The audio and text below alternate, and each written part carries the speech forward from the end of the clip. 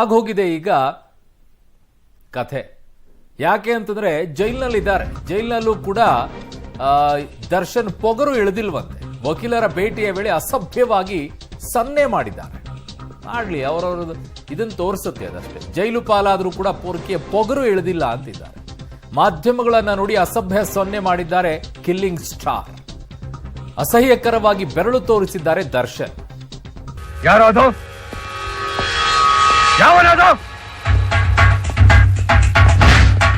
ದರ್ಶನ್ ತೋರಿಸ್ಕೊಂಡು ಹೋಗ್ಲಿ, ಅವರವರ ಇದನ್ನ ತೋರಿಸುತ್ತೆ ಅದು ಅಷ್ಟೇ. ನೋಡಿ ಅಲ್ಲಿ ಬೆರಳು ತೋರಿಸ್ಕೊಂಡೇ ಬರ್ತಾ ಇರೋದು. ಅಯ್ಯಯ್ಯೋ, ಅದನ್ನ ನಿಮಗೆ ತೋರ್ಸಕ್ಕಾಗಲ್ಲ ಅಷ್ಟೇ. ಇದೊಂದು ಅವ್ರಿಗೆ ಏನ್ ಅನ್ಕೊಂಡ್ಬಿಟ್ಟಿದ್ದಾರೆ, ಇನ್ನೂ ಹೀರೋ ಆಗಿದ್ದೀನಿ ನಾನು, ಎಲ್ಲೋ ಹೀರೋಯಿಸಮ್ ಮಾಡ್ಕೊಂಡು ಬರ್ತಾ ಇದ್ದೀನಿ, ನನ್ನ ಸುತ್ತಲೂ ಪೊಲೀಸರು ಇದಾರೆ ಅನ್ಕೊಂಡಿದ್ದಾರಾ? ಮೋಸ್ಟ್ಲಿ 3rd ಡಿಗ್ರಿ ಎಲ್ಲ ಬೆಂಡೆತ್ತು ಕೆಲಸ ಆಗಿಲ್ಲ ಅನ್ಸುತ್ತೆ.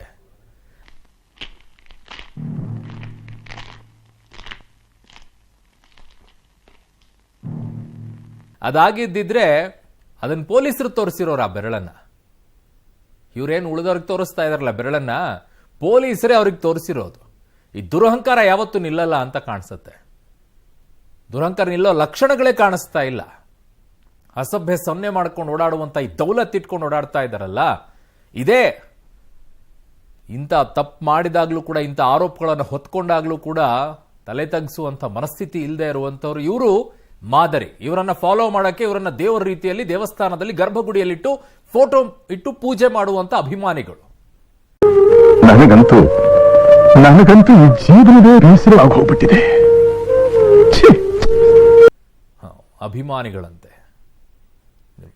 ನನ್ನ ಸಹೋದ್ಯೋಗಿ ಅಮರೇಶ್ ನನ್ನ ಸಂಪರ್ಕಕ್ಕೆ ಸಿಗ್ತಾ ಇದ್ದಾರೆ. ಅಮರೇಶ್, ನಾನು ಪದೇ ಪದೇ ನಿಮಗೆ ಕೇಳ್ತಾ ಇದ್ದೀನಿ. ಅಮರೇಶ್, ನೀವು ಪದೇ ಪದೇ ನನಗೆ ಹೇಳ್ತೀರಾ ಬಳ್ಳಾರಿ ಜೈಲ್ ಅಂದ್ರೆ ಹಾಗೆ ಪರಪ್ಪನಗರ ರೀತಿಯಲ್ಲಿ ಇಲ್ಲ ಅಂತ. ಏನ್ರಿ ಬಿಲ್ಡಪ್ ಕೊಟ್ರಿ ನೀವು ಕೂಡ, ಬಳ್ಳಾರಿ ಜೈಲ್ ಫುಲ್ ಅಂತೇಳಿ.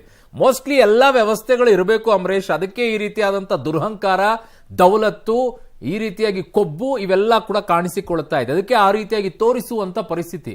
ಇನ್ನೂ ಏನ್ ಅನ್ಕೊಂಡಿದ್ದಾರೆ, ನಾನು ಫಿಲ್ಮ್ ಅಲ್ಲಿ ಹೀರೋ ಆಗಿ ಬರ್ತಾ ಇದ್ದೀನಿ, ನನ್ನ ಪಕ್ಕದಲ್ಲಿ ಪೊಲೀಸರು ಬರ್ತಾ ಇದ್ದಾರೆ ಅನ್ಕೊಂಡಿದ್ದಾರೆ. ಏನ್ ಕತೆ?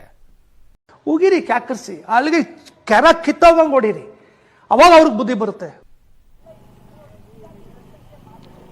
ಅರುಣ್, ಇಂಗು ತಿಂದಂತ ಮಂಗನ ರೀತಿಯಲ್ಲಿ ಸದ್ಯಕ್ಕೀಗ ಬಳ್ಳಾರಿ ಸೆಂಟ್ರಲ್ ಜೈಲಲ್ಲಿ ದರ್ಶನ್ ಅವರಾಗಿದ್ದಾರೆ. ಯಾಕಂದ್ರೆ ಬ್ಯೂಟಿಫುಲ್ ಪಾಯಿಂಟ್.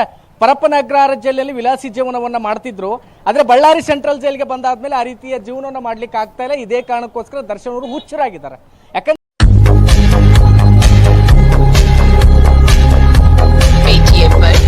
ಅಂತ ಕಾಣಿಸುತ್ತೆ. ನಾನು ರಿವರ್ಸ್ ಸೈಡ್ ಅಲ್ಲಿ ಯೋಚನೆ ಮಾಡ್ತೀನಿ. ಎದುರುಗಡೆ ಇರುವಂತವ್ರಿಗೆ ಅವ್ರು ಹೇಳಿದ್ದಾರೆ ಅಂತ ಅನ್ಕೊಳ್ಬಾರ್ದು.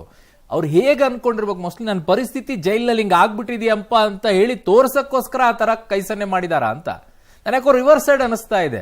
ಏನರಪ್ಪ ನನ್ನ ಪರಿಸ್ಥಿತಿ ಹಿಂಗ್ ಮಾಡಿಟ್ಬಿಟ್ಟಿದ್ದೀರಾ ಅಂತ ಹೇಳ್ಬಿಟ್ಟು ಆ ಬೆರಳು ಸೊನ್ನೆ ಮಾಡೋ ಮೂಲಕವಾಗಿ ತಮ್ಮ ಪರಿಸ್ಥಿತಿಯನ್ನ ತಾವು ಅಸಹಾಯಕರಾಗಿ ತೋರಿಸಿಕೊಳ್ಳುವಂತ ಪರಿಸ್ಥಿತಿಗೆ ಬಂದಿದ್ದಾರೆ ಅಂತ ಕಾಣಿಸ್ತಾ ಇದೆ. ತಪ್ಪು ಮಾಡಿದವರನ್ನ ಹಾಕಿ ಗಲ್ಲಿಗೆ. ಏನ್ ಅಧ್ಯಕ್ಷರೇ, ಲಾಯರ್ ಹಿಂಗ್ ವಾದ ಮಾಡ್ತಾವನೆ.